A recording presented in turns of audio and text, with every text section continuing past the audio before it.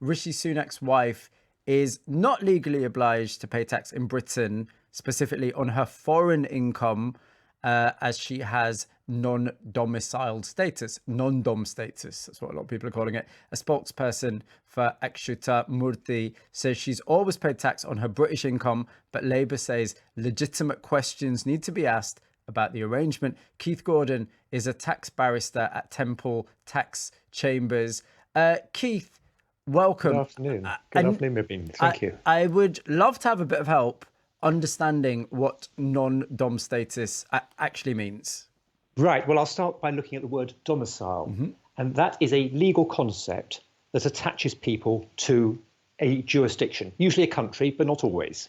But let's say in this country, you could either be attached to England or Wales, to Scotland, to Northern Ireland. You could be attached to France. You could be attached to one of the United States or a province in Canada or a state in Australia. Different countries have different jurisdictions, but you are attached to a country for underlying legal purposes. It's a concept that developed hundreds of years ago and has evolved by the courts, but it's a way of deciding if someone dies, which country's rules on intestacy or probate applied, because you can't have every country deciding, oh, we want to have a piece of this particular individual's pie.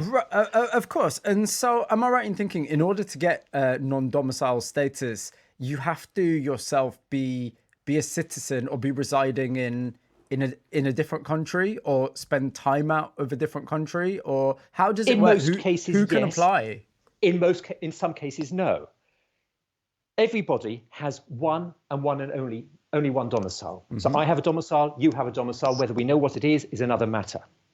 You are born with a domicile, and that is known as a domicile of origin. And that status can never change, except in two minor circumstances, which I won't bore you with now. How you get that domicile of origin is in itself odd, because it depends on the legal status of your parents' relationship when you were born. Right. It generally works out as it's the domicile of your father at the date of birth, if your parents were married when you were born. Otherwise, it's the status of your mother at the time of your birth. So you have to then look at your parents' domicile, which in itself turns on their parents' domicile. So you have a domicile of origin. And that domicile of origin will stay with you until some point in your life when you start residing in a different jurisdiction with the intention of remaining there permanently or indefinitely. So in this instance, Akshata Murty, the Chancellor's wife, Yes.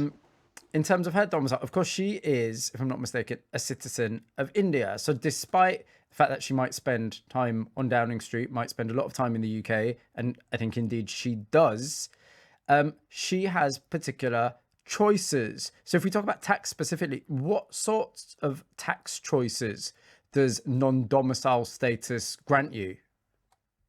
These days, for the first 15 years in which you are resident in the UK, if you are not domiciled in the UK, then you don't have to pay your income tax or capital gains tax on your overseas income or gains if you leave that income or gains overseas. So you can leave it accruing offshore, and until you bring it to the UK, you don't have to pay tax on it.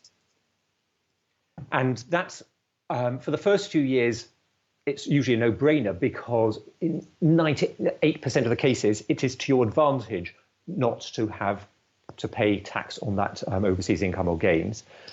But after a few years, you then have to start paying a fee to be a member of this non-dom club. You're always non-dom if you're not domiciled, but in order to get the tax advantages, you pay a fee, effectively an extra tax charge. Is that like an annual fee? Yes. What are we talking about? Does it fluctuate depending on? It goes depending on how long you've been here. I think it's gone up to about 60,000, 90,000 pounds.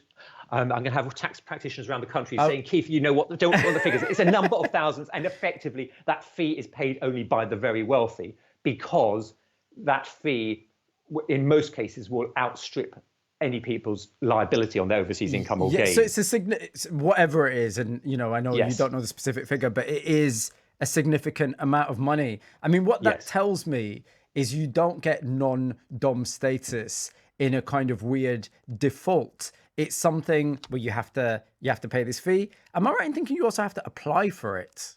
Well, I would go back on that first thing. I think you do get your non-dom status by a weird default because it is an accident of birth. Right. Okay. And it's because it's A, whether your parents were married at the time you're born, and it's also on your parents' intentions at the time they're born. Because as I said, your domicile can change if you're living somewhere with the intention of being there permanently or indefinitely. So you could have someone coming to the UK for work and deciding, well, I'm planning to go back home to my home country, have a child in the UK. Well, their intention isn't to remain here, so the child will acquire as a domicile of origin the parent's previous domicile, because that domicile status hasn't been displaced. But if the parent then changes his or her mind and has another child, maybe just a couple of years later, that second child will have a domicile status, a domicile of origin in the UK, because the parents changed their mind by that stage. So actually, it is a chance concept. It can kind of quote unquote just happen.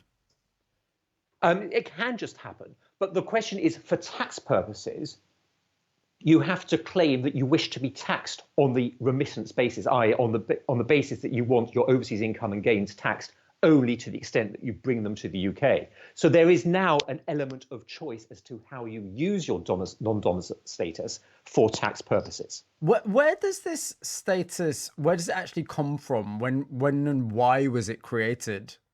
It was decided by the courts centuries ago to recognise that people who do occasionally travel need to have a country to which their legal affairs are best attached. And tax, possibly 200 years ago, it made sense for tax to be decided on the basis of domicile. In the 21st century, I think it is far too anachronistic as a basis for tax. Yeah, and that's why it's a very, very complicated question. And that's why we're very, very happy to have you breaking it down for us, Keith. Really appreciate that. As Keith Gordon, who's a tax barrister at Temple Tax Chambers. I should reference Akshata Murty's spokesperson said, Akshata Murty is a citizen of India, the country of her birth and parents' home. India does not allow its citizens to hold the citizenship of another country simultaneously. So according to British law, Miss Murty is treated as non-domiciled for UK tax purposes. She's always and will continue to pay UK taxes on all of her income.